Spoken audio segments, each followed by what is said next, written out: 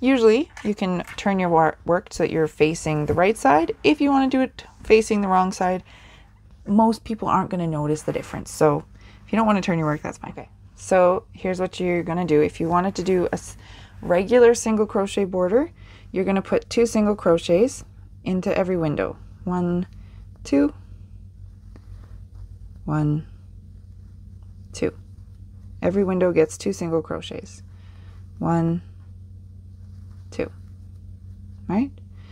If you want to do the revised single crochet border, which is what I prefer, you're going to be putting still 2 single crochets in every window. However, every other stitch you're going to pick up a loop from the white, and that just keeps it locked tight. It might take slightly more time to find the stitch. That is the downfall. And I prefer in the corners to lock in the first stitch. If you notice the corner, it should have 3 chains in it. So the middle one is the one that you want to lock in to the corner. And it'll feel like it's really pulling it at the beginning. And once you're all done, to me, it doesn't look as stretchy. So I did one, then I did just one in the window. The next one, you can do the back loop or the front loop, or it's like the post, one loop of the post. Whatever you choose to grab, you just grab one loop of the white and then do your regular single crochet in that main color window. The difference between grabbing stitches is just how much it pulls. And the more it pulls, the more you get a jagged line at the top, which is why I prefer to grab that front post. I just grab the front post stitch because it kind of twists up. It stretches so much that everything is still locked in tight, but it doesn't stretch farther than the project. Completely optional. You do not have to do this part. There's really no right or wrong. It's just, what do you prefer? How much time do you want to spend on it? What's frustrating to you? You don't want your project to be so frustrating. And what looks nice to you? Maybe your yarn doesn't stretch the same way my yarn does. Maybe your tension was different and you need to pick up a different loop. Maybe you just simply can't find that loop. It doesn't really make a huge difference. Crochet is about doing your thing for you and find what works for you. That is my big take-home message. So here's the corner. We've been doing grab a white one and then in. But down the corner, I'm just going to go in first and grab the corner, because the corner is the one that I really want pulled tight. So I grab one loop. It happens to be the second chain, if you're paying attention to that kind of thing. And you can chain 1 or you can chain 2.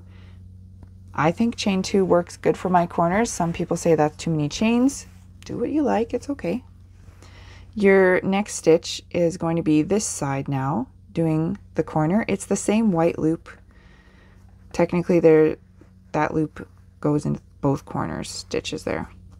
Now, I personally don't like the way that works, so I always fudge it a little every time.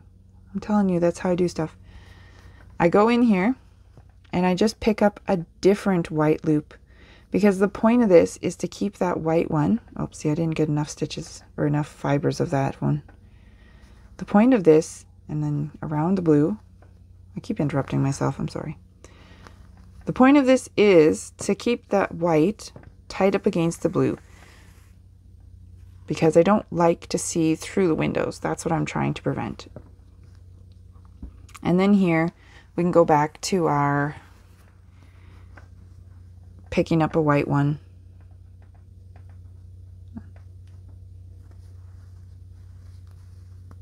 And going through the window still, so that there's still 2 single crochets in each window. Now you'll notice along the sides that it's not the same as this, right? So this was chain, this is the top. So when you're doing a double crochet and a chain and a double crochet and a chain, and this is the side, so that'll be the side of a double crochet and a chain 3. So when I'm looking for a stitch to pick up, I like to look at the back. Like this would be a chain 3 and then the double crochet came onto it. So this is double crochet here with a little chain and a double crochet. And these are technically two different types of stitches here, which I'm not sure how much you can see, but if you really pay attention to your project and look at your yarn, you'll see that the loops are slightly different. That's okay. I still just pick up any random loop back here because they're quite stretchy. So I'm just picking up that random loop and finishing my single crochet, and then I go in the window for my second stitch. And then I go in here and I find some random loop, finish my single crochet, a second single crochet in the window. And that's how I do the whole border. I just find one random loop, and then it just keeps everything so that you can't see through the windows. So I'm going to finish that off camera. Okay, at the final corner, I did all the way around. At the final corner, I still like to chain 2, just like I did all my other corners. I already cut my tail, so it's a bit too short. And then that first chain is really just to get started. So I skip it and I just join it to that first single crochet with a slip stitch and a knot. And then I have to weave that tail in. But you can see how the border, you can see the border now. And if you were to block things and give them a little stretch, it would even them out even just that much more. So that is why I prefer it.